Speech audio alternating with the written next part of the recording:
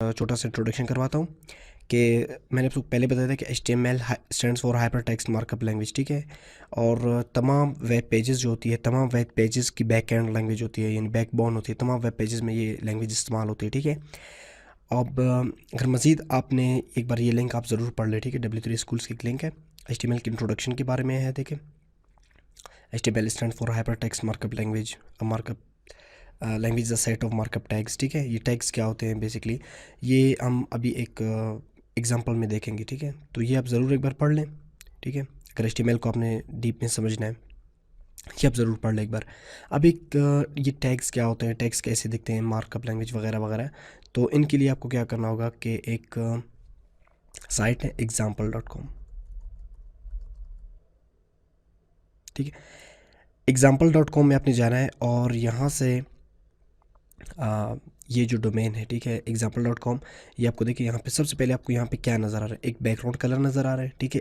इस बैकग्राउंड के अंदर एक बॉक्स बनी हुई है और बॉक्स में देखें यहाँ पे इसके साइड जो है रेडियस है, इनकी साइड्स में रेडियस बनी हुई है।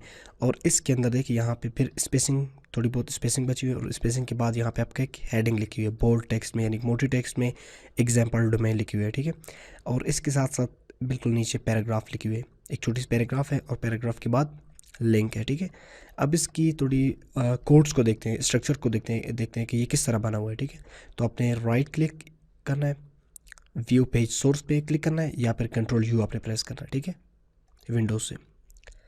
अब देखिए यहाँ पे ये जो कोड्स आपको नज़र आ रहा है, असल में ये जो पूरी साइट है इन कोड से मिलके बनी हुई है, ठीक है। और जो कोडिंग किस चीज़ की है, ये बेसिकली HTML की है।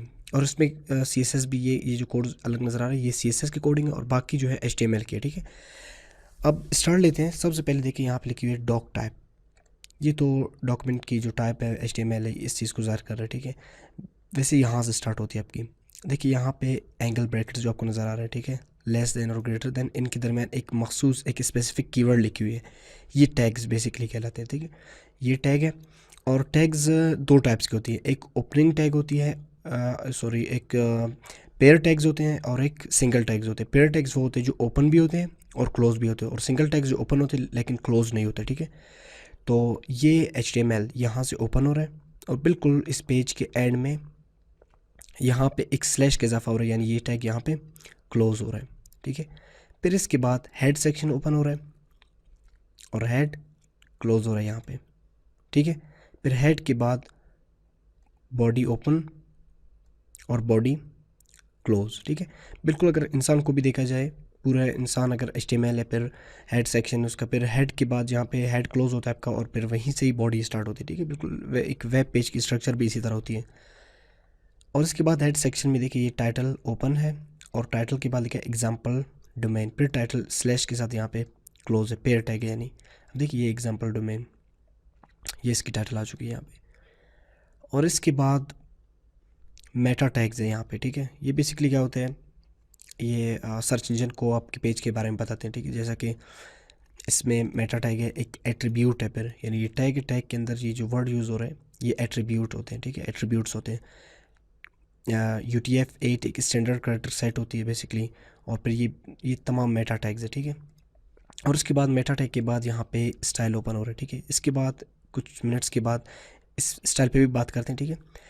और इससे पहले मैं आपको एक चीज़ बता दूँ, ये जो बॉडी है, बॉडी क्लोज हो रहा है, बॉडी के अंदर एक डिव है। ये डिव बेसिकली डिविजन्स होते हैं, ये CSS यानी दूसरे सेक्शन में इसको डीप में फिर स्टडी करते हैं। इसके बाद ये H1 है, H1 क्लोज। H1 बेसिकली क्या करते हैं, एक हेडिंग है, यानी हेडिंग 1, ये देखिए टेक्स्ट को बोल्ड किया हुआ है इसने। फिर एक पैराग्राफ लिखा हुआ है, ये आपका पैराग्राफ है, ठीक है। और फिर इसी पैराग्राफ के अंदर एक लिंक बनी हुई है, ठीक है, जो मोर इन्फॉर्मेशन, ये इसकी बेसिकली एड्रेस है na.org/domain/example, ठीक है। एक सिंपल एक URL होगी, एक लिंक होगी, और जो इस लिंक से जहाँ पे आप जब इस पर क्लिक कर लेंगे तो ये इस लिंक पे मूव करता है, ठीक है। तो ये एक ये बेसिकली टैग्स होते हैं, ये सारे जो आपको नज़र आ रहे हैं, इनके अंदर एक मखसूस कीवर्ड लिखी हुई है, इसके स्पेसिफिक कीवर्ड है जो HTML टैग्स कहलाते हैं। इसके बाद एक स्टाइल ओपन है, स्टाइल यहाँ से ओपन है हेड सेक्शन में, और क्लोज भी हेड सेक्शन के अंदर ही क्लोज हो रहे हैं।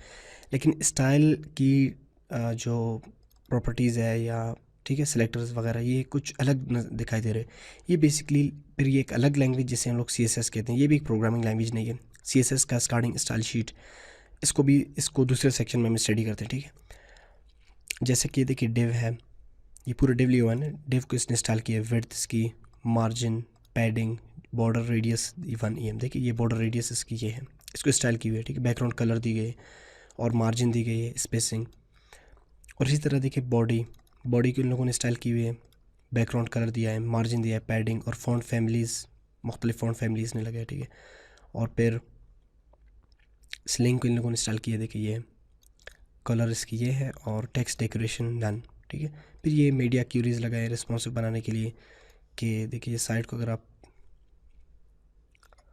यहाँ पे आपको बता रहे हैं ना, ठीक है, जब इसकी मैक्सिमम विड्थ 700 px हो तो कुछ इस तरह होनी चाहिए, ठीक है। अब 700 से अगर बढ़ा दे तो ये फिर नॉर्मल इस तरह आ रहा है, ठीक है। तो ये बेसिकली एक वेबसाइट की स्ट्रक्चर होती है, एक वेबसाइट की बैक में जो कोडिंग चल रही होती है, तो फिर ये फ्रंट एंड कोडिंग होती है, ठीक है।